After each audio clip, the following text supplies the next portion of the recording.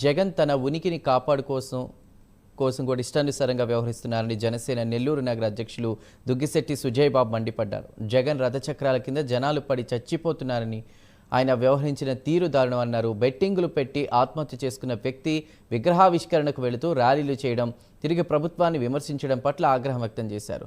తన కారు కింద పడి ఓ వ్యక్తి చనిపోతే కనీసం మానవత్వం లేకుండా ప్రవర్తించడం ఆయన సైకో మనస్తత్వాన్ని బయటపెడుతుందని అన్నారు సుజయ్ బాబు. మొన్న ఈ మధ్యకాలంలో బాహుబలిలో ఒక డైలాగ్ ఉంది. రాణా బల్లాల దేవుడు ఒక డైలాగ్ చెప్తాడు.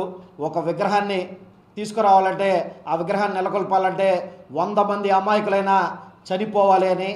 ఇదే తీరుగా రాష్ట్రంలో నువ్వు వ్యవహరిస్తున్న తీరు ఉందని చెప్పి చెప్తున్నాను జగన్ రెడ్డి. 3 రోజుల క్రితం 4 రోజుల క్రితం పల్నాడు జిల్లాలో నీ యొక్క పర్యటన ఈ విధంగానే కొనసాగింది.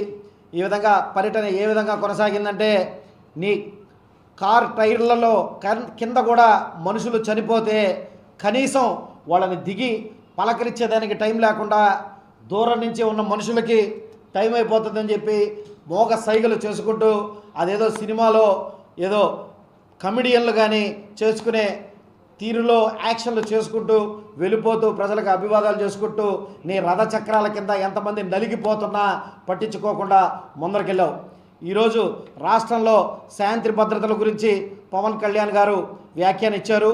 పవన్ కళ్యాణ్ గారు చెప్పిన విధంగా మరొక తూరు కానీ ఇక్కడ శాంతి భద్రతల విషయంలో ఏమన్నా లోపిస్తే నీకు చరమ గీతం పాడేదానికి ఆంధ్ర ప్రజలు ఆల్రెడీ నీకు 11 సీట్లతో బుద్ధి చెప్పారు.